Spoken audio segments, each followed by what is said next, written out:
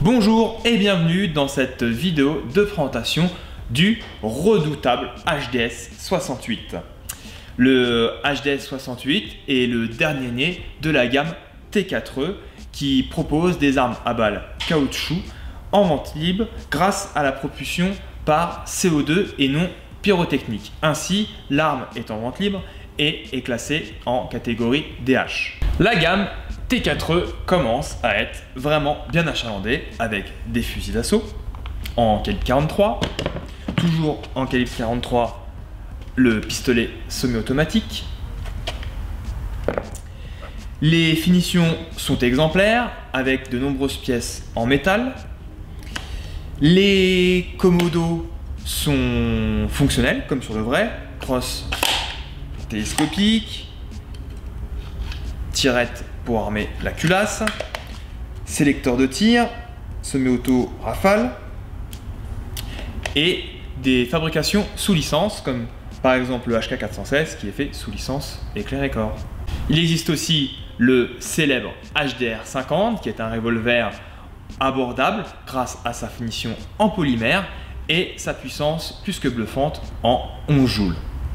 Nous avons le SG68 qui est un fusil à pompe en 16 joules en calibre 68 avec une finition métal assez bien réalisée comme la gamme T4E en calibre .43.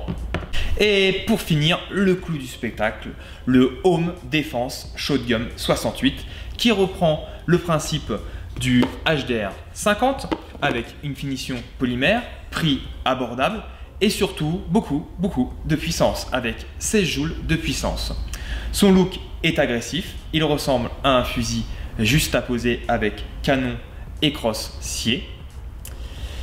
En termes de projectiles, il tire des billes d'environ 3 grammes en calibre 68 à une vitesse d'environ 100 mètres secondes. La propulsion est assurée à l'aide d'une cartouche de CO2 de 12 grammes.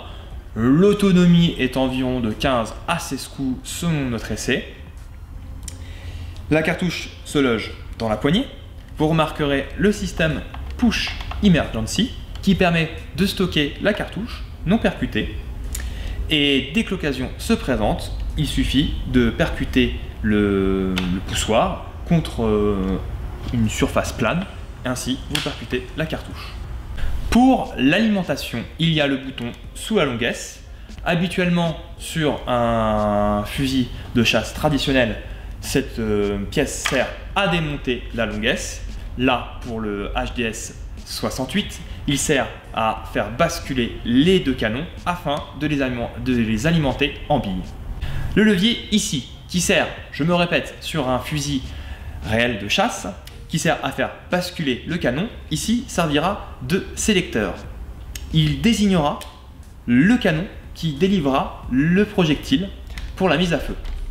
Petit plus, en position centrale, il tire simultanément les deux billes pour un tir dévastateur.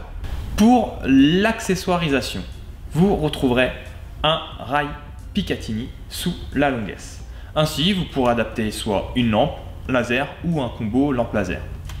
Ah oui, ici vous retrouverez un indicateur de pression qui veut dire que quand vous logez une cartouche de CO2, vous la percutez, tac, la pièce ressort afin de vous avertir que l'arme est sous pression.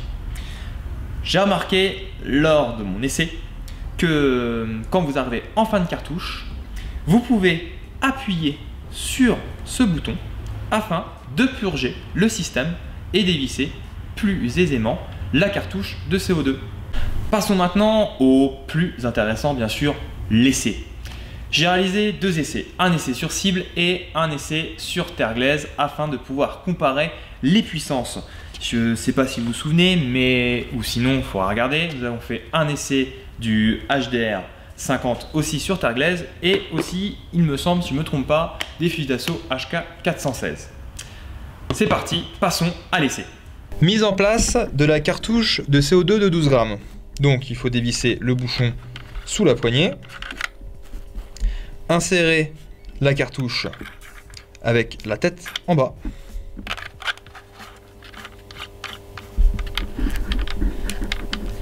visser jusqu'à ce que ça serre, et percuter.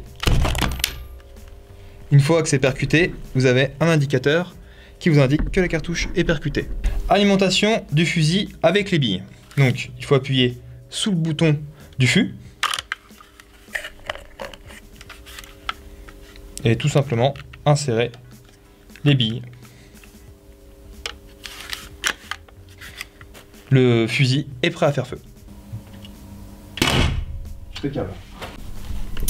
Nous avons un champignonnage de à peu près 6 cm et une cavité de 6,5 cm.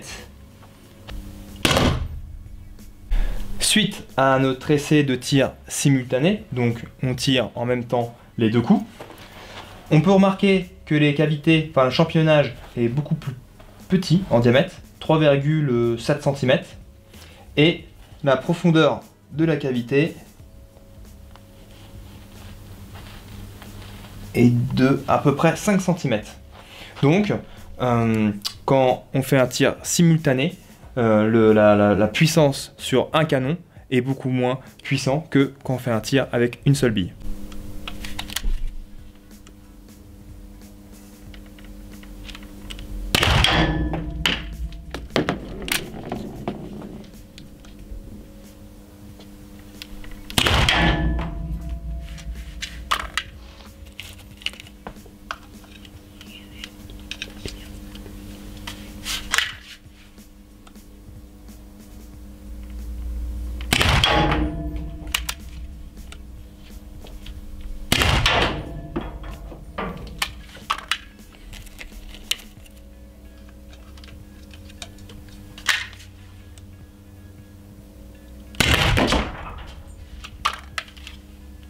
En conclusion, le HDS 68 est très impressionnant avec ses fameux 16 joules de puissance.